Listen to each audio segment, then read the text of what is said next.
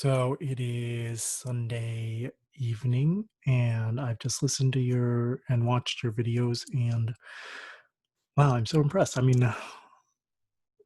love this part of the semester because it always reminds me how amazing you guys are. My name is Matthew Salisis. I go by the pronouns he, him. Um, I have been at Co for 3, 4 years. I think this is my fourth year.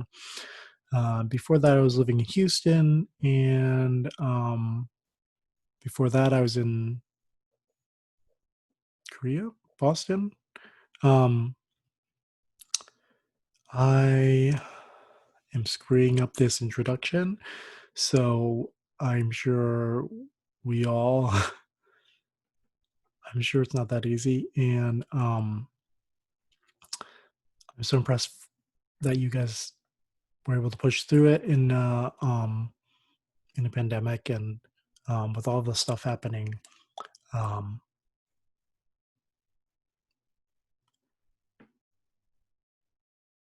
I'm thinking about my desires, and I'm always thinking about my desires. I I have this habit of asking myself, what do I want? Or saying to myself, like, what do you even want?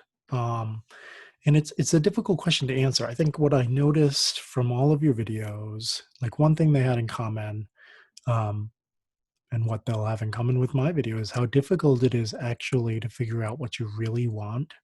Uh, it's not that easy to know. The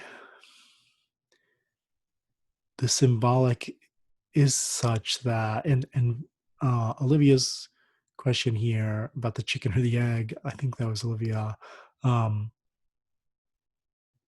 the idea of like what comes first, the symbols or the desire for we'll talk about what Lacan thinks, but I said in class that um, a baby learns the symbols of language in order to say what they want. Um, and while I was listening to your videos, I was also thinking about like what the difference is between want and need. Since for the baby, and for us, we need food, milk, we need love, we need attention, we need shelter and other things. And those things can often be mistaken for what we want. Um, there are also needs that are constructed by society, right? So that the need, and we feel a very strong need for, and maybe a very true need for Wi Fi or the internet, um, for a phone, some way of contacting other people from far, um, for money, right? Which is actually an imaginary thing. It has no value on its own.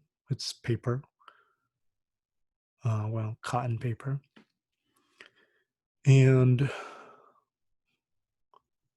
And what happens even even the needs are a part of a societal force. When we get to and Carson, she's going to be, and maybe you guys have already started this. She's talking about desire as an outside force, and this is troubling. Desire is troubling. And part of what makes it so troubling is that we don't have control over it. Um, we have some control over the symbols, and that's where we are able to kind of do the work of therapy or tell ourselves stories, talk with friends, and find ways through symbols to work through our desires or to understand our desires more fully and to um, shape the symbolic value of those desires, so that, for example, when we want love that we cannot have from, somebody who hurt us or somebody we lost or etc., um, we are able to change our desire symbolically from something unhealthy to something more healthy. And that also is kind of both personal and societal, right? So that if my father hit me a lot when I was growing up, and I, in order to feel love, I desire either to hit or to be hit. I can use symbols, right? I can talk about it, and I can transform that desire through symbols, the symbolic desire, not the desire to be loved by my father, which will probably always be there, um, into a more healthy way of reckoning with that desire or acting on that desire, so that I don't have to hit or be hit to feel loved.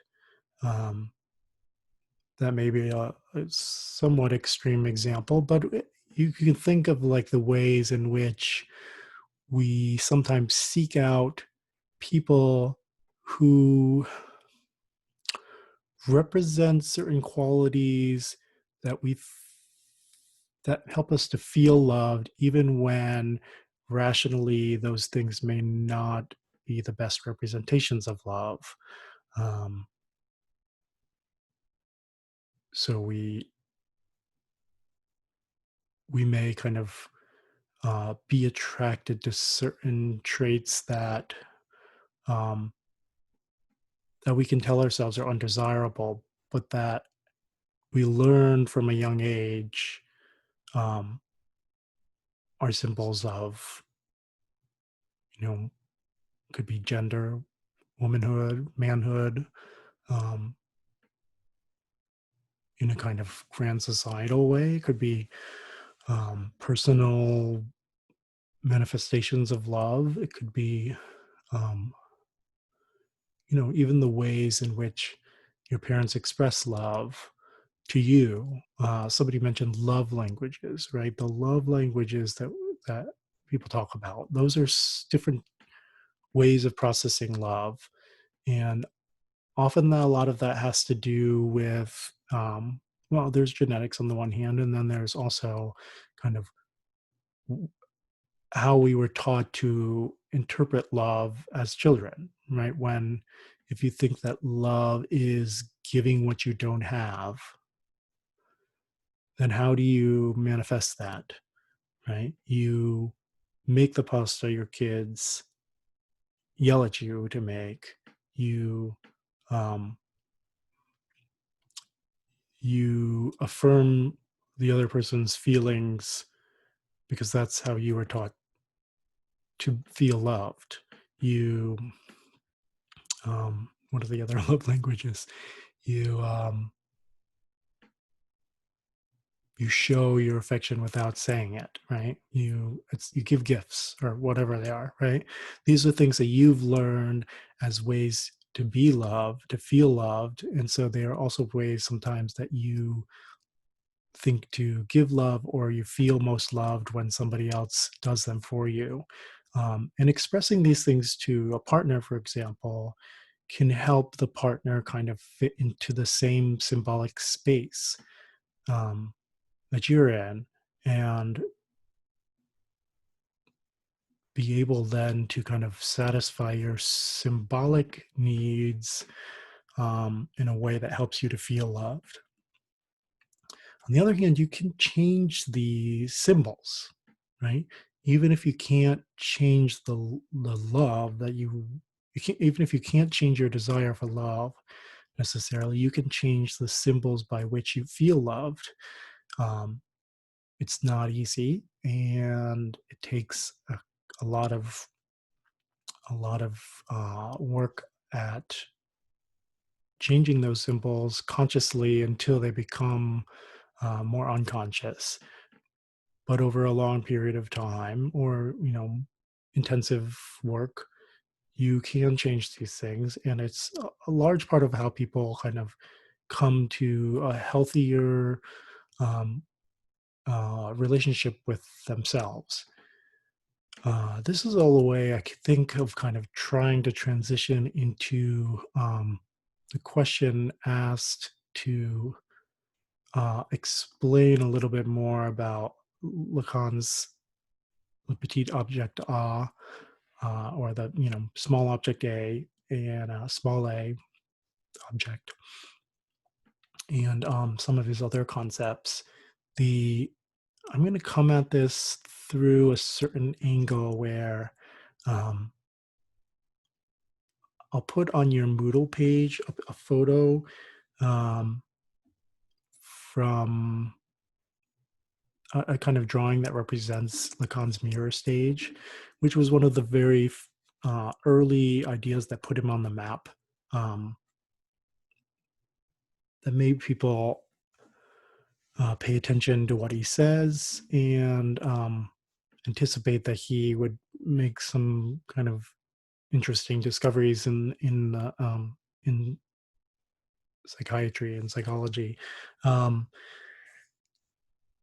Lacan believed in a certain stage called the mirror stage, in which, I mean, the mirror stage itself just has like a biological point, is a real scientific thing where a baby is able for the first time to look in the mirror and recognize the mirror image as the self. Right before that, and you can see with other animals, you probably have seen this happen as well, where like a very small puppy or kitten um, will think that the image of themselves in the mirror is like another puppy or kitten to play with, and like try very hard to play in like an adorable way to play with themselves, and thinking of that image as the other, and they learn from those experiences to um, either, depending on how you think of it, I guess, either to recognize that image of as themselves, or to maybe to give up, I guess, if you are less of a if you were kind of if you believe less in animal psychology or something. The For humans, there is that same stage where before a certain point, a baby looking at the mirror will think of it as another baby, um, and at a certain point, the baby looks in the mirror and sees that when it moves one hand, and it's able then to by then to understand that it's moving its hand, and it's seeing the other baby move its hand at the same time, and it recognizes that this must be itself, and that understanding of the other as the self is uh, kind of crucial for Lacan in a psychological way as well. That as soon as you recognize the other as yourself, or yourself as the other, I mean both, you are alienated. Lacan's going to say you're alienated from yourself. You go from um, closer to the real to the imaginary, right? The imaginary is the self in the mirror. It's the image of yourself that you are identifying as a self, so that you are looking at this image of you and you're thinking, you know its desires are my desires, and my desires are its desires. Like when I move, it moves. In the photo, the drawing, it says,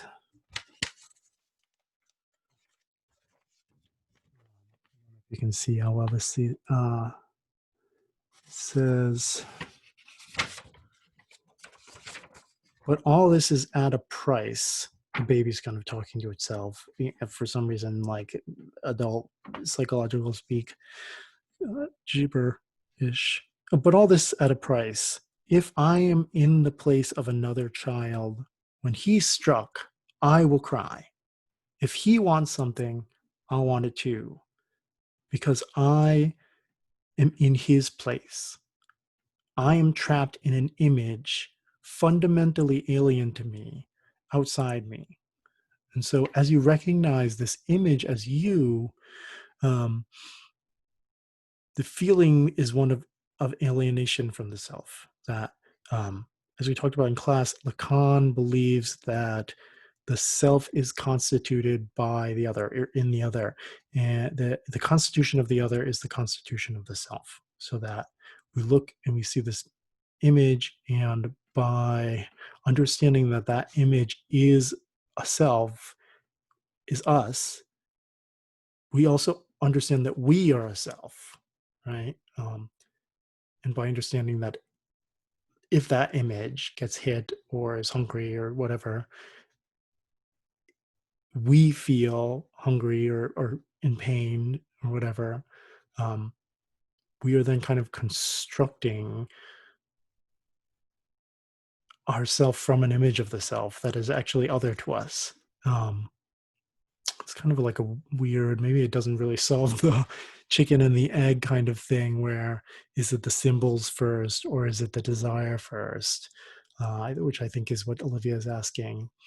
um, because it's very hard to separate those things out. It's maybe it's first it's alienation that separates us from the real, and puts us in the imaginary, and requires that we use the symbolic, um, so that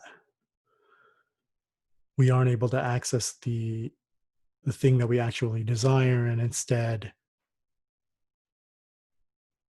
we try to satisfy the image, um, through feeding ourselves when we are hungry or whatever. The the inability to get those things, right, is where symbols come in. It's the expression of desire that requires symbols, and the satisfaction of desire that requires symbols as well. Um, so I guess it's very difficult to kind of place one before the other because, um, desire, like Hannah's going to say, and Carson is going to say, right, like, is in the separation, in the lack, right? In the lack that happens because of the symbolic, because the symbolic is not the real. Um, there is a lack, and that lack causes desire. And so it's all kind of mixed in together. But, this is all to say, like, maybe the beginning is alienation, right? Maybe the beginning is separating. And Lacan is going to describe this as this kind of feeling. And we'll see in Plato too. Um, there's this very famous story that you may have heard of and not really even known that it was, Platonic. That, uh, when humans were first invented, or made or created or whatever, um, they were like a round spherical thing, and, two people in one, right? So they were male and female, and or male and male, or female and female, or whatever, and, um, they were round and they were like whole. They were one, and they felt whole, and, and because they felt whole, they felt powerful, and so they felt that they were like gods, and Zeus, did not like this, blasphemy, and so he threw his lightning or whatever, and separated people into two, um, and so that's why we're always searching for our other half. It's a story about love. It's a story about the kind of romantic ideal, but it's also a story that says, or that tries to reckon with and ask, like, why do we always feel lack, right? Why do we always feel as if we're not whole? Um, it's kind of it's just a basic feeling that we feel, and Lacan would say that we feel, um, because we are separated from the womb, because we're separated, into the image of ourself, and what we understood as the entire world before that point. Not so the baby before before it is able to constitute itself in the other, um, in the understand that the mother is not it, understand that the image in the mirror is it, um, right? This other thing is also it. The baby before all of that, and when they're in the womb, and when they first come out, they don't think like I am hungry. They have no concept of I. Um, they just think the world is hungry, right? They think the world has pooped its diaper. The world is wet and slimy. You know, it's now like a horrible place. Wah, wah, wah, wah. Um, you know, the world is so hungry. Wah, wah, wah. Um, and in crying, it is satisfied. The symbolic, the desire is satisfied, and it thinks, oh, the world is happy again. The world is full. The world is clean and dry and new, and um, because it feels whole. It's whole with the world. And in order to be a self, you have to have lack. In order to desire something as a self, and not to think of the desire as everything's desire, right? Everybody's desire. Um, to understand that you have a separate desire from other people, you have to be born into lack. Um, and this is the story that is told in the symposium is a story about that. It's about being born into lack, and the feeling that we have that we are not whole, um, and maybe especially when we feel love for somebody but aren't able to consummate that love, right? um, and the feeling of wholeness that comes when we feel loving and loved, when we feel kind of at one with our partner. And we'll talk about whether or not that's actually love or not, but it is a kind of maybe one moment when you feel as if that lack is somehow filled or partly filled. Um, in this is kind of how Lacan is talking about how you can touch the real, right? At that moment of total togetherness or in bliss, you touch the real. You feel whole. You feel like everything is together, and you aren't able to kind of symbolize it. You aren't able to talk about it. You're not able to talk in that moment except to like kind of yell expressions. Um, and in great fear too, you have the same feeling as if the world itself is scary, like everything is frightening. um, and there's a feeling then of wholeness in the terror, in the inability to separate the thing that is scaring you from yourself. And if you're able to use symbols to separate yourself from that thing, um, to say that scary thing is over there and it has nothing to do with me, I'm a separate subject. uh, you know my irrational fear of spiders, actually those spiders are over there and I'm over here, and like we don't have anything to do with each other, or something like that. That is then a separation that allows you to get back into the symbolic world and kind of make sense of yourself as an individual self, untouched by this gripping fear. um, let's see, other things that you guys were talking about that I would like to respond to. uh, you know even Chris from the beginning, the sorry for your loss, Chris. And I think we're going to have to talk uh, about melancholy and grief and death. Um, and I talked a little bit about my own personal situation with my wife, and the melancholic desire for something you cannot have, or something that cannot be satisfied. It is impossible, like, to be satisfied. The um, melancholy itself then is something that I wrestle with a lot, and it's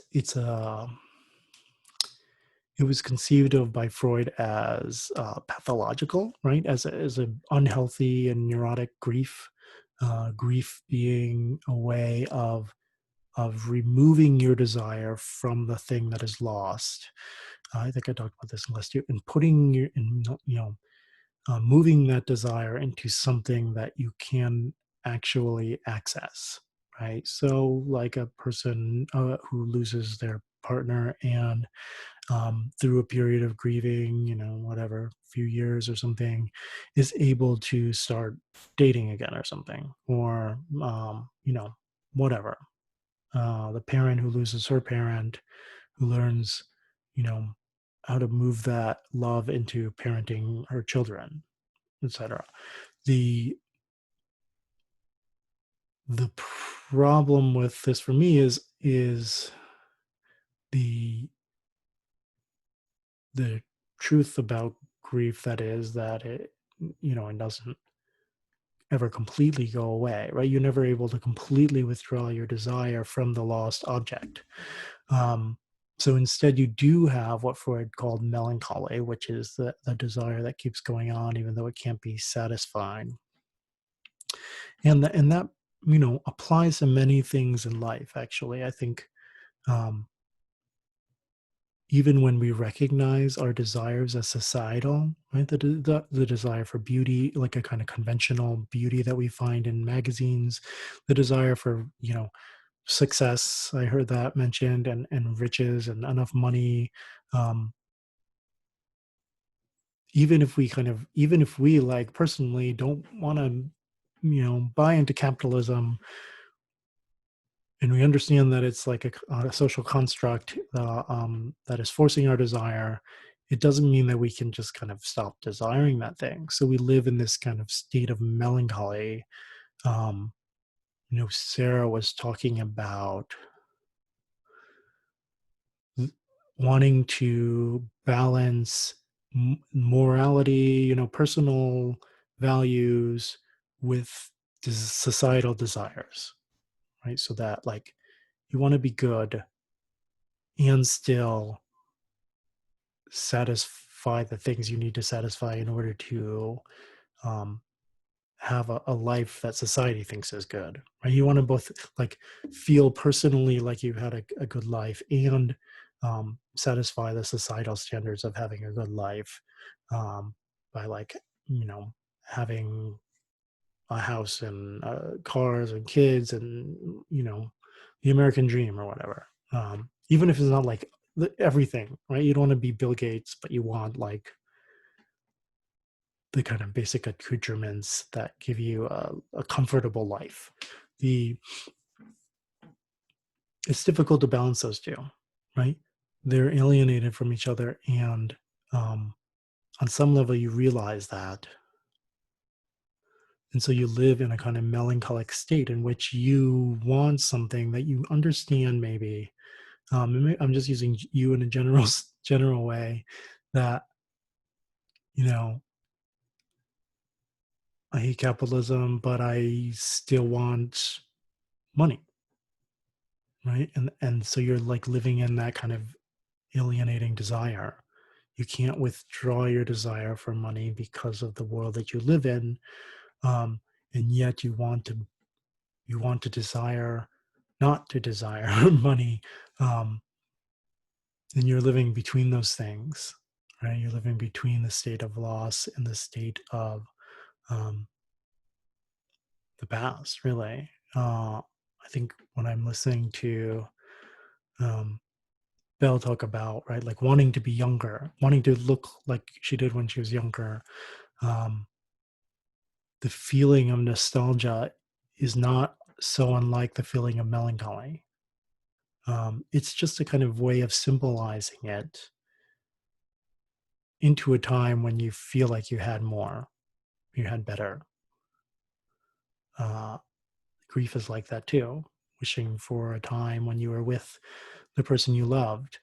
Um, so we're going to have to talk about that as we go on. I think that, and the desire to love, um, the desire to love in a way that doesn't compromise your moral desires.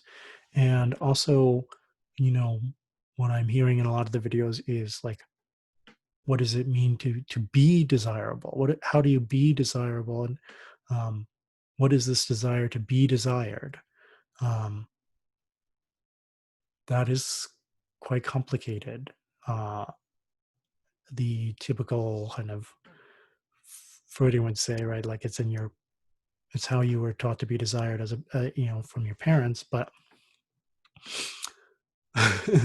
you can see probably that it's all in lots of very different representations that are all around you, kind of telling you um, how you can be desirable and giving you examples that you desire. Right? And maybe that's the kind of key thing. If you think of them back to the mirror stage, you can think in this image of the other,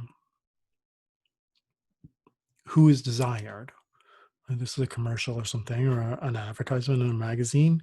It's a person who's beautiful by societal standards, seems to be happy and have things that they want, seems to be desirable. In that standard of desirability, you constitute your own sense of desirability, right? And so then you end up um, wanting to be like that person out of a desire to wanting out of a desire to be desired. um it's a trap.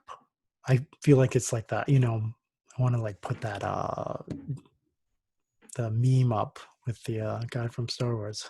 It's a trap. um and a lot of desire, socially constructed desire, is a trap. I mean, this is what we're talking about when we're talking about desire as being corrupted. It's what can you do to live in that trap, because you can't escape it. Well, you can't kind of like buy out of the world. You have to live in the trap, and that is quite difficult.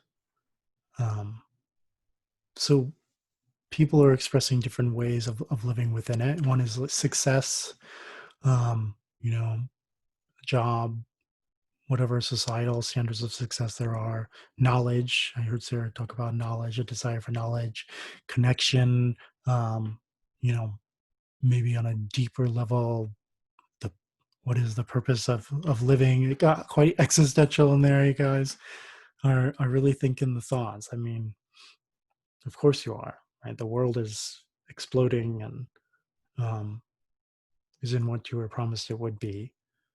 Uh, and the symbols that you were promised were real, you have found are not real.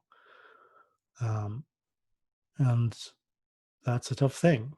How do you live with those symbols when you know now that they're not, that they're corrupt, that they are not kind of representative of the truth? Um, and that's a tough thing. Um, I I would say something like you spend your life doing that, right? You spend your life trying to live better within the traps, or to like live in the least offensive trap. Um, in the end, we die in darkness. You know, you don't die in understanding; you die in darkness. Um, and understanding itself is maybe not as good as it seems, or is definitely not as real as it seems. Um, there was a lot of desire for control, though nobody was really saying outright, "I want control."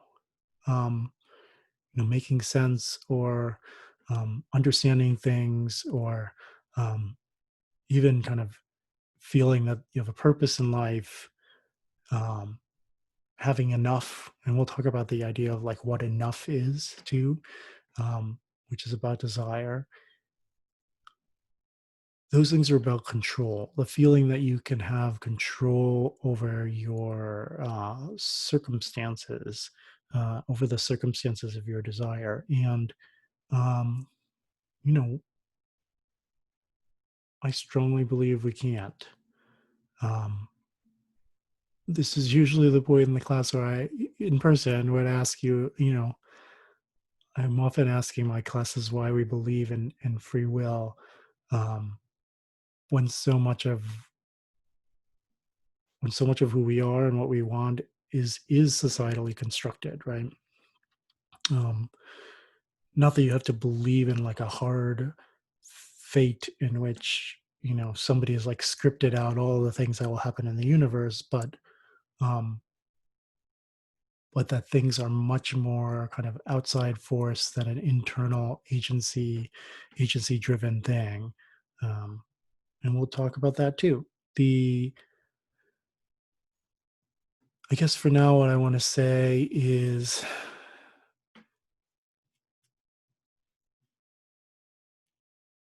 maybe what we need to try to turn our symbols into is a desire to not kind of set the symbols in stone, to not kind of a desire to keep the symbols in flux, a desire to kind of be flexible, and to change, to constantly change, a desire to not be in control, or a desire to like be okay with not being in control, which is one of the most difficult things I think, um, for us to do, especially as we feel like things are kind of crumbling. If that sounds like weirdly Buddhist or something, but maybe it is. How do we not control? How do we? My current thinking is we change constantly. As the world changes, we change, and we change the world, and the world changes us, and um, we never feel settled. Maybe that's the desire. My desire is a desire to never feel settled. And if we can want that instead of fear it, maybe we can get somewhere.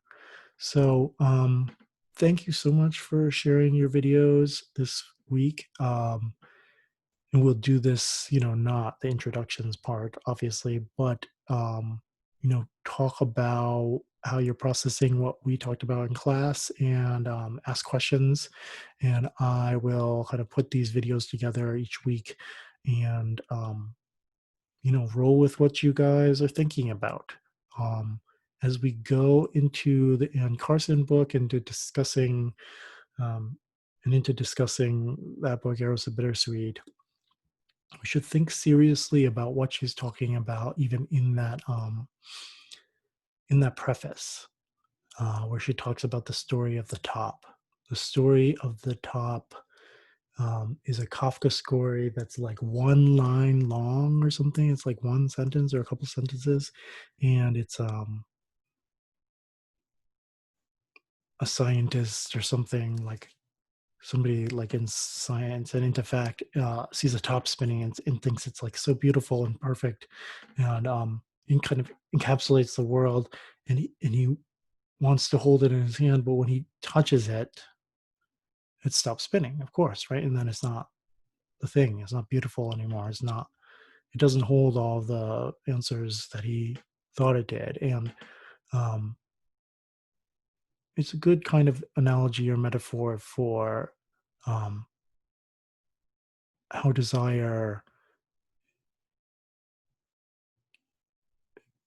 is kind of either ends or is corrupted by the um, seeking of satisfaction rather than of desire itself. Right, the desire is spinning, and you want it to keep spinning.